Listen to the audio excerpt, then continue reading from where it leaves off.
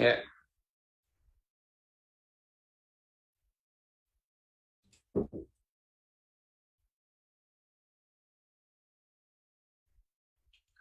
sudah siap dimulai. Monggo, moderator Mas Andi.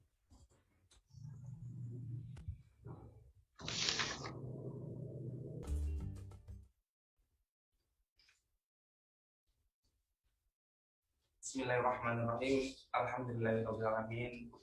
Wassalatu wassalamu ala asyrofil anbiya'i wal mursalin wa ala alihi washabihi ajmain. Amma ba'du. Jamaah dengan rahmatullah. Telah kita tak hentinya memanjatkan puji syukur kehadirat Allah Subhanahu wa taala yang telah melimpahkan rahmat sehat, rahmat nikmat, rahmat iman ya kepada kita sehingga kita bisa menghadiri kajian pada sore hari ini yang masih dibersamai oleh Habib Muhammad. Selanjutnya, salawat serta salam senantiasa kita sanjung kepada Nabi kita, Nabi yang agung Muhammad SAW yang ditanganikan syafaat Nabi yang akhir. Amin. Amin ya rabbal alamin. Jamaah kajian online rahmatullah. Hari ini kita masih dibersamai bersama beliau Habib Muhammad bin Hussein Al-Habsyi dengan tema yang masih melanjutkan kemarin yaitu tafsir surat Al-Qadar. Untuk itu, bagi para warga Zoom ataupun warga Facebook yang nanti di tengah jalan ataupun ada pertanyaan yang ingin ditanyakan, untuk segera bagi warga Zoom untuk segera di kolom chat ataupun melambaikan tangan. Kemudian untuk warga Facebook juga bisa komen di kolom komentar. Dan untuk para peserta miners yang mendengarkan melalui Bahana FM, bila ada yang ditanyakan silakan menghubungi ke nomor yang terkait. Untuk itu, untuk memberikan waktu dan juga untuk memulai kajian hari ini karena sudah bergabung dengan kita kepada Habib, waktu dan tempat saya persilakan. Monggo Habib.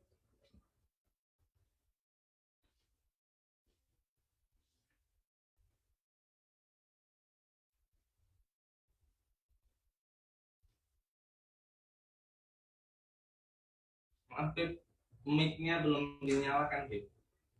Oh ya, segala puji milik Allah Subhanahu Wa Taala. Nah, saya tidak tahu di mute tadi. Bismillahirrahmanirrahim. Alhamdulillahirabbil alamin. Allahumma shalli wa sallim ala sayyidina Muhammadin wa ala alihi washabihi ajmain. Amma ba'du. Segala puji milik Allah Subhanahu Wa Taala. Salawat dan salam semoga selalu dicurahkan kepada junjungan kita Nabi besar Muhammad SAW, serta segenap keluarga beliau, sahabat beliau, dan semua yang mengikuti beliau sampai hari kiamat nanti. Mudah-mudahan kita semua sore ini mendapatkan berkah yang berlimpah dari Allah Subhanahu Wa Taala. Amin, amin ya rabbal alamin. Pada kesempatan kali ini saya akan membawakan tafsir surat Al-Qadar dari kitab tafsir Syekh Muhammad Mutawalli Asy'arawi, seorang ahli tafsir kontemporer yang luar biasa. Beliau dikenal sebagai juga tafsir surat Al-Qadar, cuplikan-cuplikan dari tafsirnya Syekh Muhammad Mutawalli Asy'arawi. Nah, yaitu yang pertama itu beliau mengatakan bahwasanya surat Al-Qadar ini surat yang luar biasa. Nah, surat yang ketika turunnya, surat ini itu mendapatkan sambutan dan respon yang sangat istimewa. Surat yang menceritakan bagaimana alam ini berbahagia ketika alam ini menjadi tempat diturunkannya Al-Quran. Ini adalah malam yang mana terjadinya sambungan atau terjadinya hubungan antara langit dan bumi, yaitu dengan turunnya Al-Quran. Malam yang mana tidak pernah bumi ini menyaksikan keluhuran sebagaimana yang terjadi. Dan bagaimana pengaruh malam ini terhadap kehidupan manusia itu sangat luar biasa. Maka disinilah Lailatul Qadar itu menjadi satu malam yang sangat perlu untuk diperhitungkan. Jadi beliau mengatakan begini, kurang lebih terjemah bebasnya. Malam ini yang diceritakan di surat Al-Qadar ini adalah satu malam yang istimewa. Langit dan bumi itu berhubungan secara intens di malam ini. Kemudian malam inilah yang merubah kehidupan manusia. Kalau sebelumnya manusia itu hidup bebas mengikuti nafsu mereka, maka malam ini manusia terkena suatu kewajiban untuk mengikuti semua yang diatur oleh Allah Subhanahu wa taala. Jadi ini malam perubahan alam. Jika alam itu menyambut dengan bahagia, dengan senang, dengan riang gembira, bumi dan langit bersambung, dan manusia pun juga berubah keadaannya setelah malam ini, yaitu malam turunnya Al-Quran yang disebut oleh Allah Subhanahu wa taala, inna anzalnahu fi lailatul qadar. Sesungguhnya kami menurunkannya, yaitu Al-Quran, ketika malam Lailatul Qadar.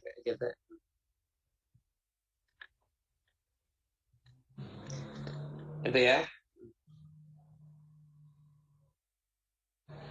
Nah, jadi ini luar biasa. Kemudian setelah itu Quran ini kata beliau turunnya itu bukan berdasarkan urutannya, bukan pertama kali turun Al-Baqarah, Ali Imran, enggak. Tapi Quran itu turun berdasarkan hajat masyarakat terhadap suatu informasi yang diperlukan dari Al-Quran. Contoh, ayat haid itu diturunkan kenapa? Ketika ada yang bertanya tentang hukum haid. Yas'alunaka 'anil mahid qul huwa adha. Begitu. Jadi ya ketika ada momennya, jadi turunnya Quran itu berdasarkan momen. Ketika momen itu tentang haid, ya turun ayat tentang haid. Dan ketika momennya tentang ayat warisan, ya turun ayat juga tentang ayat warisan begitu. Main turunnya Quran sudah kita ceritakan ya. Turunnya Quran itu sudah kita ceritakan bagaimana prosesnya. Nggak perlu saya ulang lagi. Kalau Anda belum lihat ya tinggal lihat kajian yang sebelumnya aja. Tinggal lihat kajian yang sebelumnya aja. Di situ juga sudah diuraikan semuanya juga dengan jelas. Nah. Kemudian setelah itu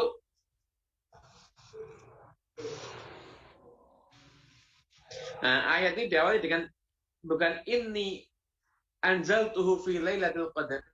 Bukan aku telah menurunkannya di malam Lailatul Qadar, tapi inna anzalnahu fi Lailatul Qadar. Sesungguhnya kami telah menurunkannya di dalam Lailatul Qadar. Artinya ketika ayat menggunakan inna, sesungguhnya kami bukan aku, maka itu bermakna satu mu'azzam nafsah. Mu'azzam nafsah itu artinya Allah memuliakan jiwanya dengan mengatakan inna, sesungguhnya kami. Sesungguhnya kami. Itu. Tapi kalau ayat itu berhubungan dengan zatnya Allah, maka Allah menggunakan anak.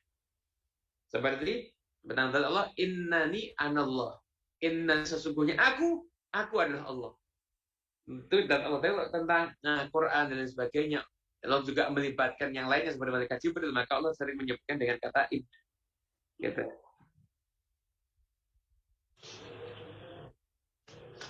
Inna anzalnahu fi lailatul qadar. Itu ya.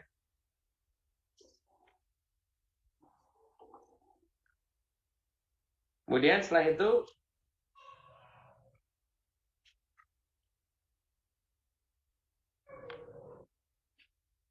ya. Kemudian setelah itu kenapa kok Lailatul Qadar? Kenapa kok bukan Naharil Qadri? Kenapa sih Quran itu kok malam? Kenapa sih bukan siang Al-Qadar? Tapi kok kenapa malam Al-Qadar? Nah, beliau menjawab begini. Beliau menjawab seperti ini. Kalau orang nanya, kenapa kok malam kok bukan siang? Li'anna laila mahallu sukun wal hudu. Wa nahar mahal harakah wal zujij. Malam itu adalah masa-masa tenang dan damai.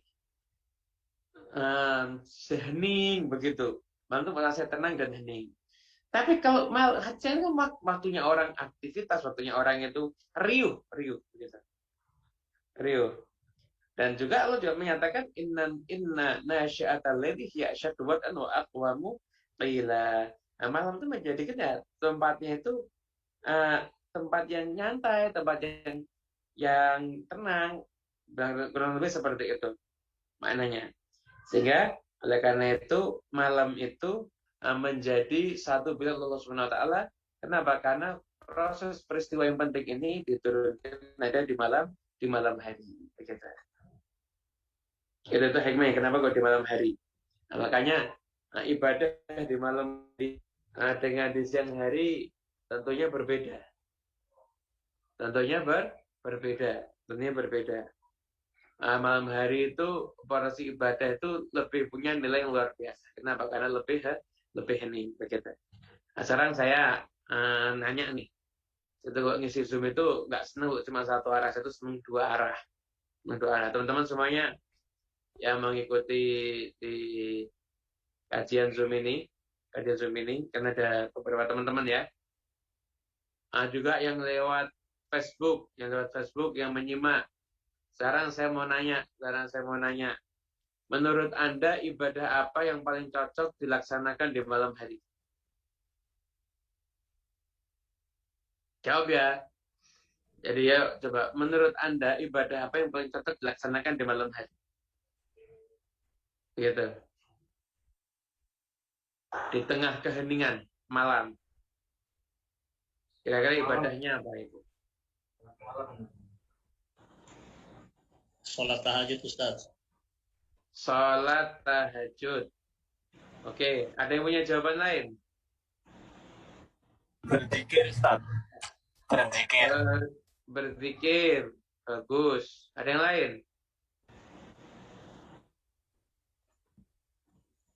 Ada yang lain? Tafakur. Ya tafakur kalau kebablasan bisa bubuk nanti itu. Ada lagi? Penting ini.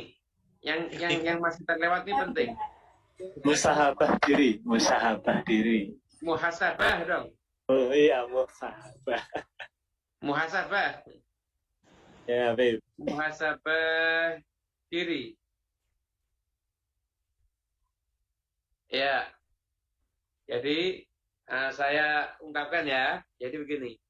Para ulama itu mengatakan seperti ini. Mengatakan begitu. Kalau malam hari itu berpendapat ya, ulama punya pendapat macam-macam dan dengan alasan-alasan yang luar biasa. Ibadah paling afdal salat. Kenapa? Karena Allah memerintahkan kepada kekasihnya yaitu Nabi Muhammad SAW untuk salat di malam hari. Wa minal laili fatahajjat bihi nafilatan lak. La tuqumil laila illa qalila. Ada juga ayat lain qumil laila illa qalila. Jadi memang ada perintah untuk qiyamul lail kepada Rasulullah sallallahu alaihi wasallam. Sehingga berdasarkan itu maka malam itu pantas kalau diisi sholat.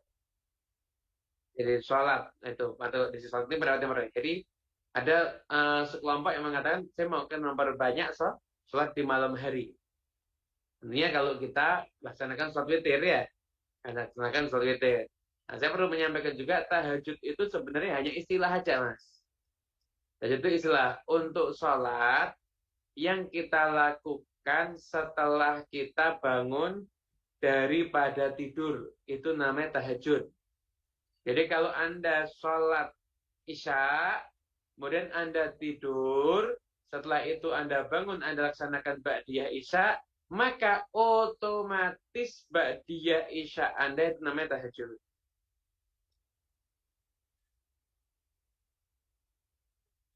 Otomatis ba'diyah isya Anda namanya tahajud.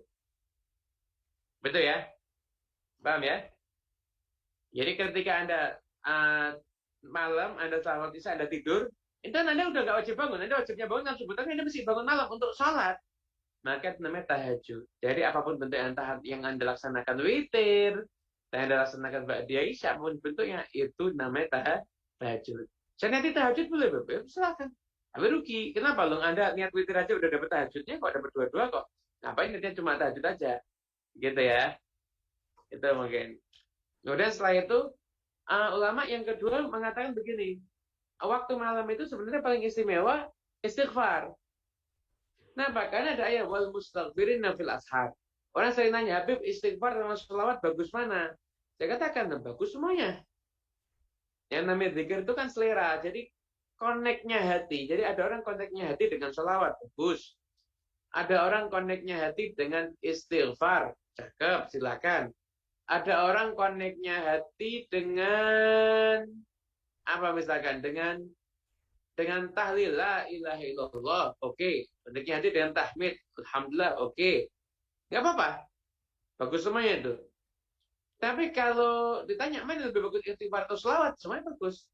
Nah, di dalam selawat sendiri pun juga mengandung istighfar. Ada riwayat yang mengatakan barang siapa yang berselawat, maka ada malaikat yang mengistighfari untuk orang yang berselawat tersebut. Begitu. Nah, kemudian saya itu, tapi kalau waktu malam, waktu sahur, sebelum subuh, bisi malam hari ya, belum adzan subuh, maka paling bagus istighfar. Kenapa? Karena ada ayatnya wal mustaghfirin bil ashar, orang-orang yang beristighfar di waktu sahur. Begitu. Yang kedua itu tiga. Yang ketiga ini yang paling penting juga yang nggak kalah pentingnya. Bahkan Imam Syafi'i memprioritaskan waktu malam untuk banyak apa? Penting ini. Berdoa. Jadi belum ada yang jawab. Jadi baru muhasabah, tafakur. Jawabannya berdoa. Kenapa? Karena kata Imam Syafi'i, kamu kalau siang bisa sholat. Tapi kalau doa kamu akan berat kalau siang hari. Kamu nggak bisa ngemis, minta menganggap diri kamu tuh seorang pengemis di pintunya Allah Ta'ala, susah. Kalau itu kamu lakukan ada di siang hari, dulu malam itu saatnya. Malam itu saatnya kamu ngemis. Loh, nah nanti nggak sholat, tapi salah satu memperbanyak doanya. Doa umumul ibadah, doa itu adalah otaknya ibadah. Artinya dengan kita doa itu, kita itu mengingatkan kepada diri kita, status kita ini adalah seorang hamba yang dhaif, yang lemah, yang nggak bisa apa-apa, berada di depan pintu Allah, dan kita ngemis kepada Allah Subhanahu wa Ta'ala. Itu luar biasa. Ada pula riwayat yang ini saya bacakan ya. Ini masyhur, ada di banyak hadis.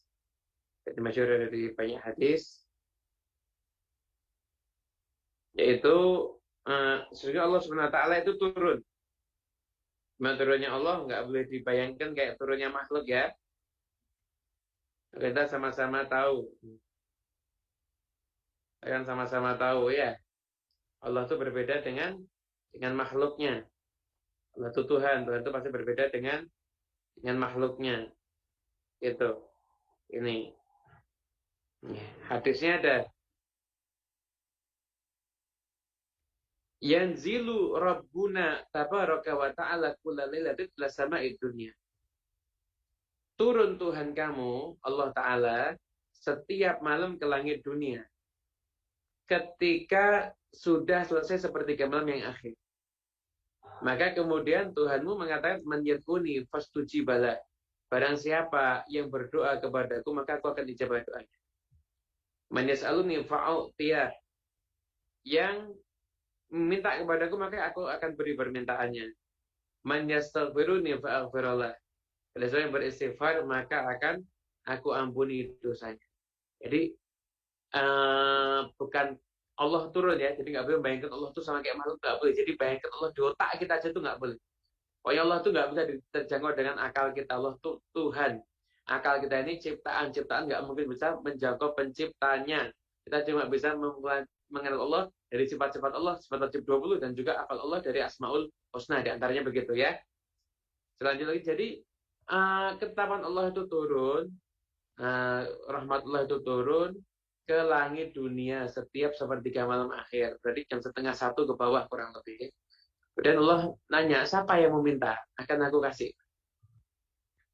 Yang mau doa akan aku ijabah. Yang mau istighfar akan aku ampuni. Gitu. Sehingga kita ini sudah terbiasa bangun sahur tapi nggak pakai doa saya. Umpamanya ada orang yang terkaya. Orang yang terkaya di mana di kota Anda masing-masing. Tiba-tiba dia ngasih pengumuman begini.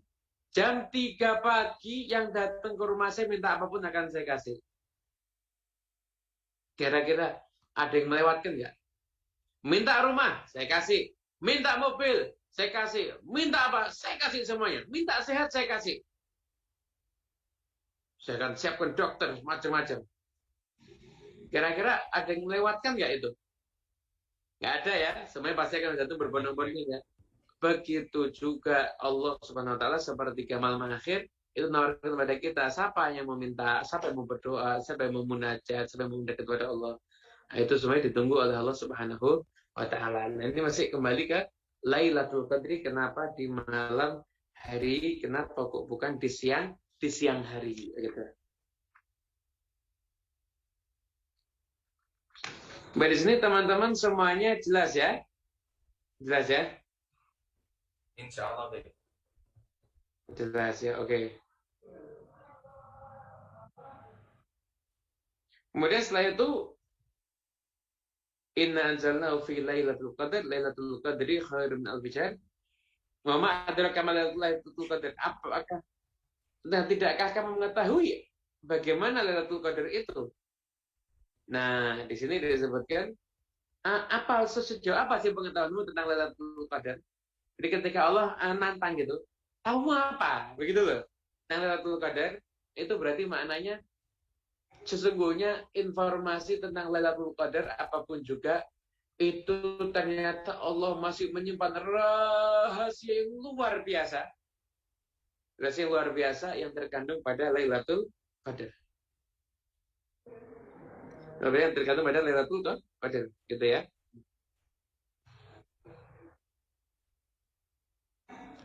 Jadi ada rahasia. Jadi sehebat apapun kamu tahu tentang Lailatul Qadar, itu kamu tidak bakal sampai. Itu yang Allah sampaikan hanya sekelumit aja. Rahasia Lailatul Qadar itu masih lebih banyak lagi.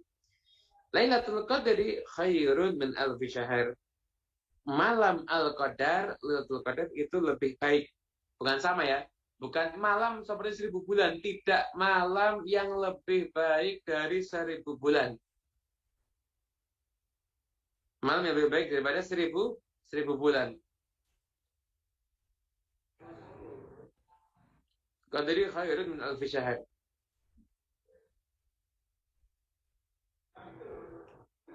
Nah, dikisahkan Imam Al-Mujahid dalam riwayat Ibn Hatim, di Bani Israel itu ada orang yang qiyamul lail sampai subuh, setelah itu siangnya berjihad sampai sore, selama 1000 bulan.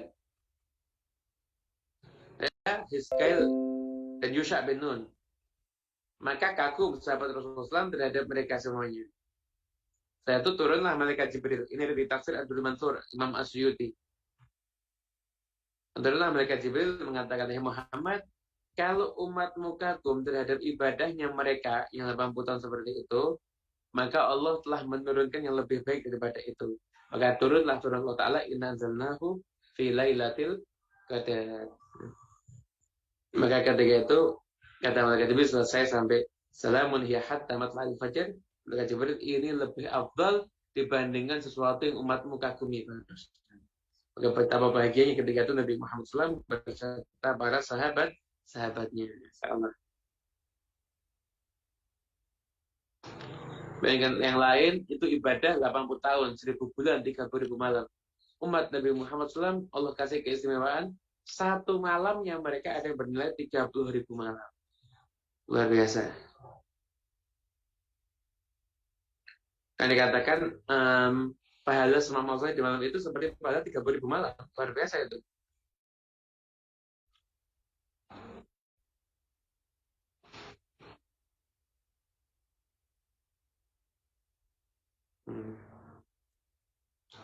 Setelah itu Tanazzalu malaikatu waruhu fiha bi'idzni rabbihim min kulli amr. Turun malaikat waruh dan malaikat Jibril. Itu di malam itu dengan perintah Allah dengan membawa setiap urusan. Di urusan itu dikatakan apa yang akan terjadi di tahun itu? Siapa yang mati, siapa yang kena musibah, berapa yang lahir, kejadian apa, kelonggaran apa terjadi. Nah, setelah itu akhirnya salamun hiya hatta matla'il fajar, kemudian assalam, kemudian keselamatan, ketenangan, akhirnya itulah yang menjadi sebab Lailatul Qadar itu jadi malam yang istimewa, menjadi milik umat Islam gitu. Kemudian satu nih saya baca di kitab yang lainnya lagi. Kitab yang lainnya lagi.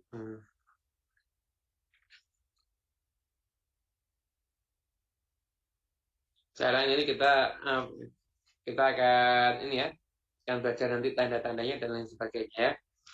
Tanda-tandanya dan lain sebagainya. Oke.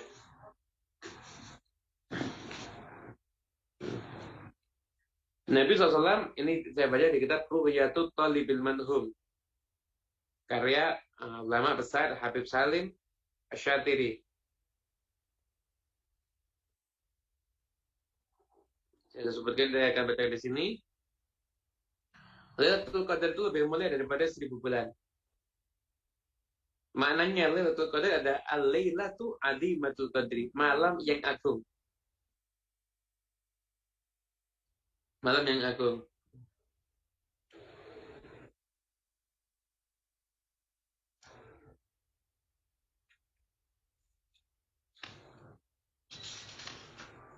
Malam yang agung. Jika kasih nama Lailatul Hukmi, itu malam untuk penetapan. Jika Lailatul Takdir, malam untuk penentuan takdir. Bahkan Abu Bakar Al-Warraq dia mengatakan dinamakan Lailatul Qadar.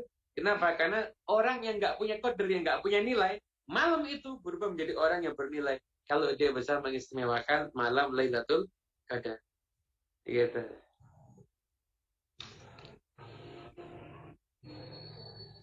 Ada juga Qudiro. Qadar itu artinya bisa bermakna sempit juga. Kenapa Lailatul Qadar dinamakan malam yang sempit? Karena bumi malam itu sempit, saking banyaknya malaikat yang turun di malam di Lailatul Qadar tersebut. Itu nama-namanya ya, nama-namanya seperti itu.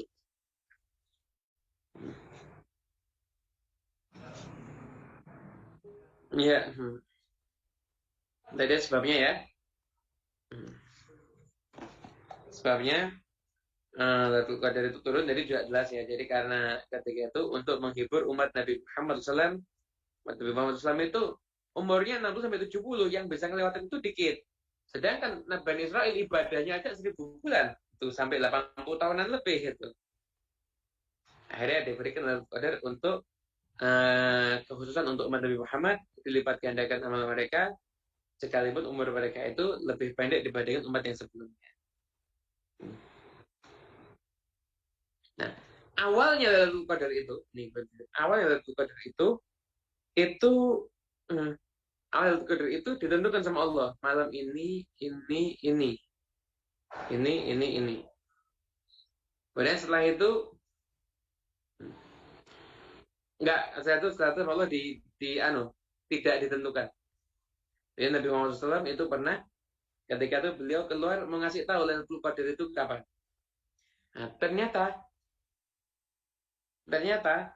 ketika itu ada 2 orang yang berselisih.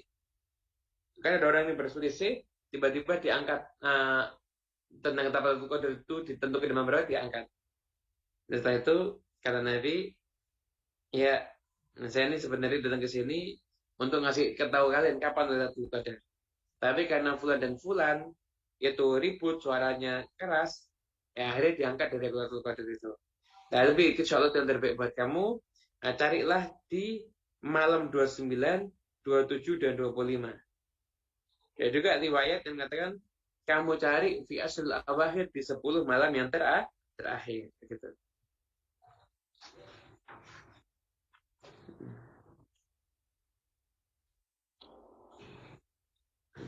Akhirnya disembunyikan oleh Allah SWT Lailatul Qadar di setiap malam bulan Ramadan. Maka tidak mungkin seorang muslim mendapati malam itu kecuali kalau dia beribadah sepanjang bulan.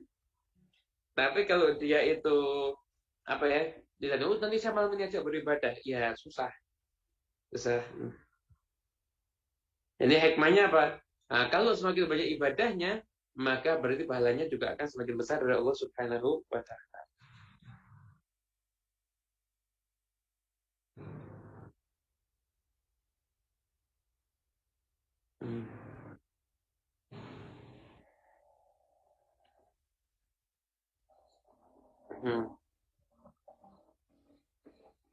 Makanya setelah itu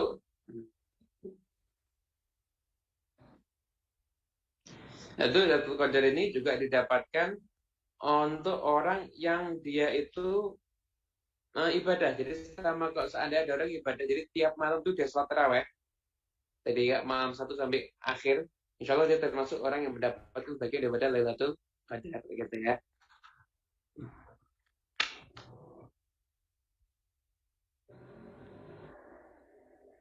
Katakan paling setidaknya sedikitnya orang itu sholat maghrib, isya, taraweh, dan sholat subuh berjamaah. Nah, paling tinggi yaitu dia mengisi seluruh waktunya dengan ibadah gitu.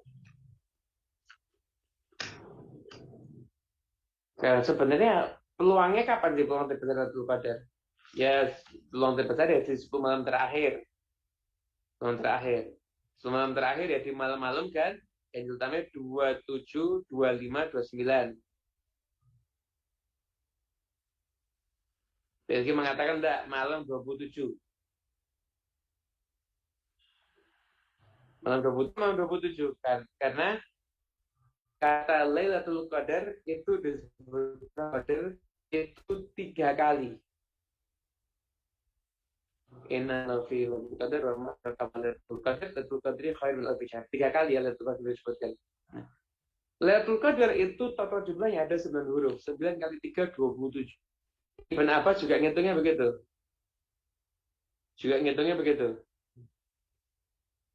Jadi ini bukan otak-atik jatuh atau cocok logi enggak. Ini istimbatnya para ulama ini. Ini cocok logi tapi berdasarkan ilmu karena yang melakukan para ulama gitu ya.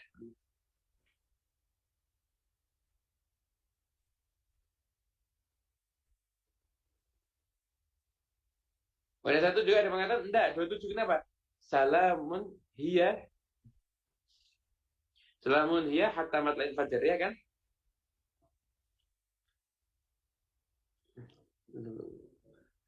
Salamun hiya hatta matla'il fajar. Salamun hiya. Hiyanya ini kan Lailatul Qadar. Ucapan salam tuh hiya di Lailatul Qadar itu ternyata di kalimat yang ke-27. Jadi sebagian ulama mengatakan Lailatul Qadar itu jatuh pada malam 27 Ramadan. Sebagian lagi mengatakan enggak, jatuhnya pada malam 21. Ada Imam Syafi'i.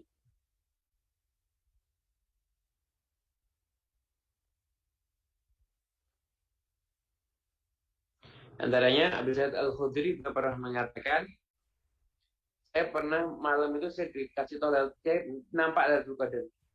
Setelah itu pagi harinya saya sudah basah. Berarti apa? Malam itu turun hujan. Dan itu jadi pada malam 21.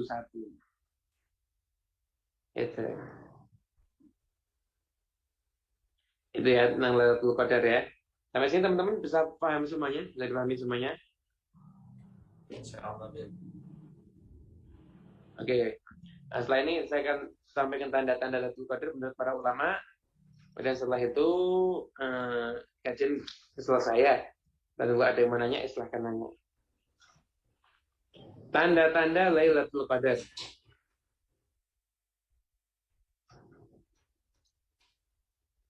Nah, malamnya itu malam yang proporsional. Jadi tengah-tengah.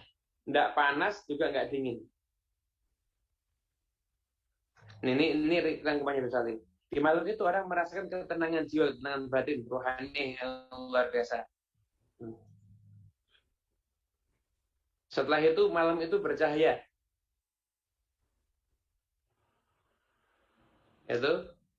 Malam itu bercahaya. Bahkan di pagi harinya matahari itu terbit tapi tidak menyengat.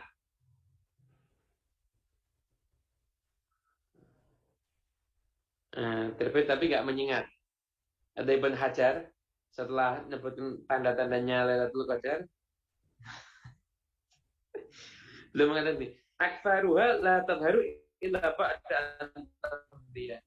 Nah, ciri-ciri ini semuanya itu nampaknya setelah berlalu. Allah semalam jadi orang sadarnya setelah lewat. Allah ternyata ini sadarnya baru setelah lewat. Biasanya begitu.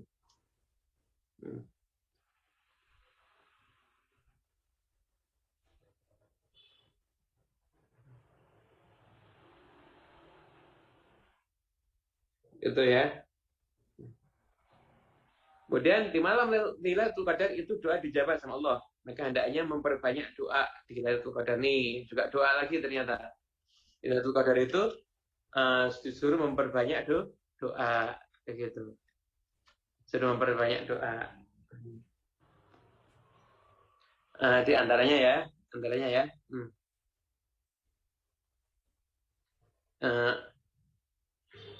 Itu ada riwayat hadis. Hai anak cucu Adam, kalian tidak diberikan sesuatu yang lebih bagus daripada afiyah. Afiyah itu ada keselamatan, maka mintalah kepada Allah al-afiyah. Jadi Anas bin Malik seorang mendatangi Nabi Rasulullah, doa apa yang paling afdal? Salah rabbakal afwa wal afiyah fid dunya wal akhirah. Mintalah kamu pengampunan, maafnya Allah dan keselamatan di dunia dan di akhirat. Tentu hari kedua, ya Rasulullah, doa apa yang paling afdal? Mintalah kamu kepada Tuhanmu Allah maaf dan afiyah di dunia dan di akhirat. Hari ketiga, doa apa yang paling afdal? Sama, jawabannya seperti itu. Kata Nabi, kalau kamu dapat pengampunan Allah, maafnya Allah, selamat di dunia dan akhirat, berarti kamu telah jadi orang yang beruntung. Kemudian Siti Aisyah juga pernah, ya Rasulullah, seandainya saya tahu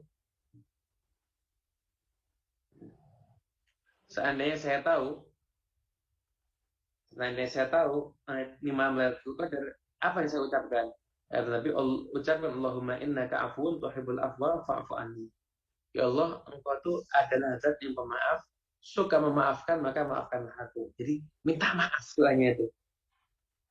Maka sebaiknya kita tiap malam sering baca ini ya. Dan kalau kita sama Allah disingkap kita tahu Lailatul Qadar, maka kita rahasiakan banyak berdoa dengan ikhlas dan yakin urusan dunia dan urusan agama, tapi hendaknya doa kita yang banyak adalah urusan akhirat. Nah, wallahu alam, ini adalah kajian tentang Lailatul Qadar. Semoga kita semua dapat ilmu yang berkah dan manfaat. Amin amin ya rabbal alamin. Itu mungkin dari saya. Monggo saya kembalikan lagi ke moderator, silakan. Ini ada beberapa pertanyaan dan masuk ya. Siap, silakan. Nanti dari para warga semua warga yang ingin bertanya, silakan chat di komentar ataupun di Zoom ya, ataupun angkat tangan kalau bisa. Yang pertama ini bisakah bagi pendosa seperti saya itu mendapatkan Lailatul Qadar?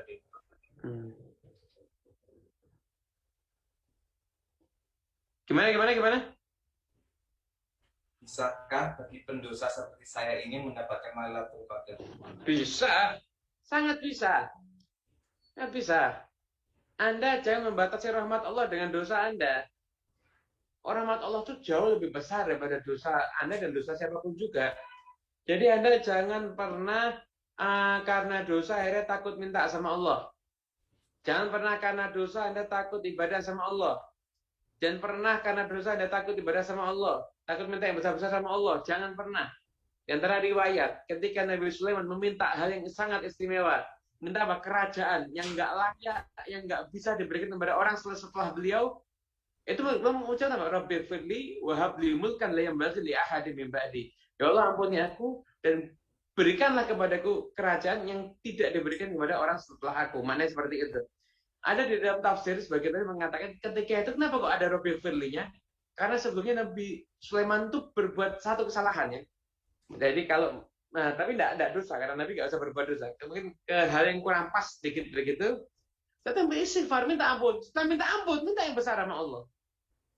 Kita ini pendosa, betul. Tapi kalau sudah kita ini berbuat dosa, masih nggak mau cari ampunan Allah, nggak mau cari Lailatul Qadar, nggak mau dekat sama Allah, nah itu lebih besar daripada dosa kita. Kita semua pendosa, dosa kita banyak, dosa saya banyak, betul. Tapi rahmat Allah jauh lebih banyak. Rahmat Allah jauh lebih banyak. Oleh karena itu jangan pernah putus asa terhadap rahmat Allah Subhanahu Wa Taala. Selalu kita cari rahmat Allah Subhanahu Wa Taala.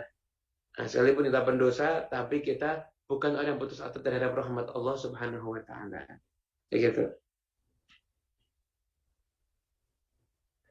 Terima kasih jawabannya, Beb. Semoga bisa memberi kekuasaan bagi yang bertanya. Kemudian ada lagi nih, Beb. Assalamualaikum, Beb. Izin bertanya. Beb. Ya, silakan. Begini, Beb, saya mau di dalam hadis qudsi dikatakan orang yang berpuasa itu akan mendapatkan dua kebahagiaan. Ya. Kebahagiaan ketika dia berbuka dan kebahagiaan ketika dia menghadap Rabbnya. Yang saya tanyakan, makna dari kata-kata kedua tadi itu apa, Bidya? Apa?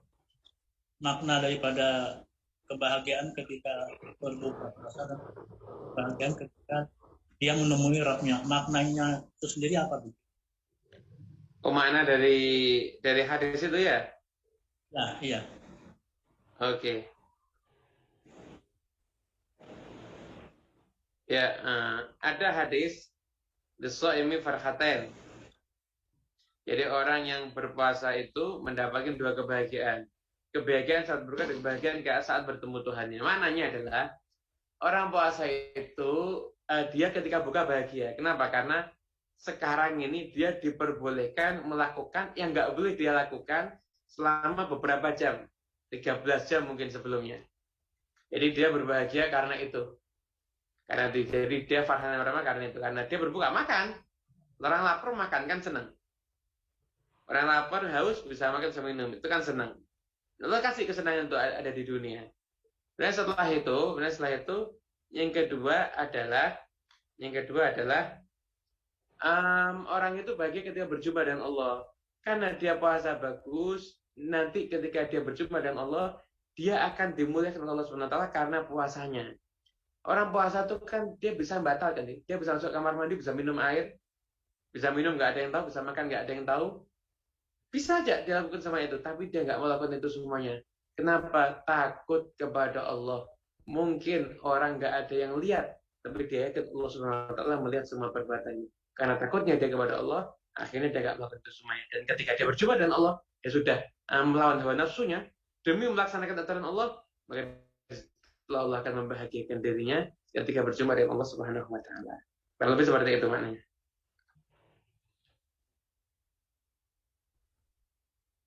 Bisa dipahami ya? Insya Allah gitu. Ini Beb, ada yang bertanya lagi, Beb. Assalamualaikum, Beb, izin bertanya. Setahu saya sholat witir itu kan sebagai penutup, lantas bolehkah melaksanakan sholat tahajud setelahnya, Beb? Keselamatan di malamnya itu, Beb. Gimana? Nggak dengar saya. Gimana tadi? Iya. Suara agak pecah tadi, Mas. Oh. Ini, Beb. Setahu saya, sholat witir itu kan sebagai sholat penutup. Lantas, bolehkah di malam harinya kita melaksanakan sholat tahajud? Kurang lebih seperti itu. Ya, termasuk sunnah, ada menjadikan witir itu sebagai penutup. Ij'alu akhir sholatikum al-witra. Nah, bolehkah digabungkan dengan tahajud? Jadi tahajud itu hanya istilah. Tadi kan sudah saya jelaskan kan, tahajud itu hanya istilah. Ya, semua sholat yang kita kerjakan setelah kita bangun tidur itu namanya tahajud. Anda adzan Isya, Anda sholat Isya, Anda tidur. Jam 1 Anda bangun, Anda baca Isya, Anda tarawih mungkin sendiri, Anda sholat sendiri. Itu namanya tahajud. Itu sudah namanya tahajud. Tapi kalau Anda adzan Isya, Anda belum sholat Isya, Anda tidur, bangun Anda sholat Isya, itu bukan tahajud. Apa? Bangunnya Anda bukan sunnah, tapi hukumnya wajib. Nah, terus gimana ketika kita tahajud? Sholat witir. Witir aja. Nah, saya mau sholatnya banyak, cuma sholatnya itu 1 rakaat. Sholat sunnah 1 rakaat, dan nanti ditutup dengan witir. Nah, jadi sholat kita yang terakhir itu adalah witir. Itu mungkin. Itu mungkin. Para jemaah yang ingin ada pertanyaan. Ada yang mau nanya lagi?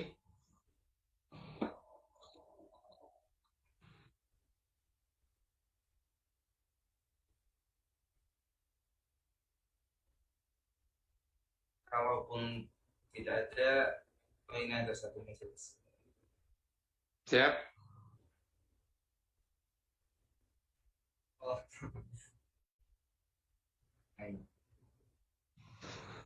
Bagi para jemaah, kalau tidak ada, saya akan cukupkan. Ada, ya. Kemana ada lagi, silakan. Ada yang mungkin belum jelas, ada yang perlu dijelaskan lagi, silakan.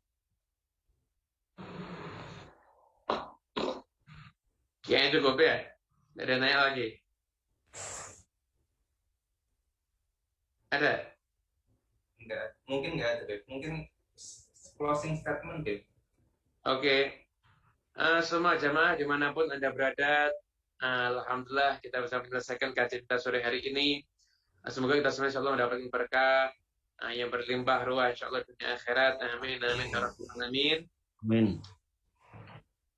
Semoga kita selamat berjuang untuk mendapatkan malam Al-Qadar, malam yang penuh dengan keistimewaan, keluhuran, kemuliaan, keutamaan. Dan kita semua jadi orang yang beruntung di dunia ini sampai di akhirat nanti insyaallah.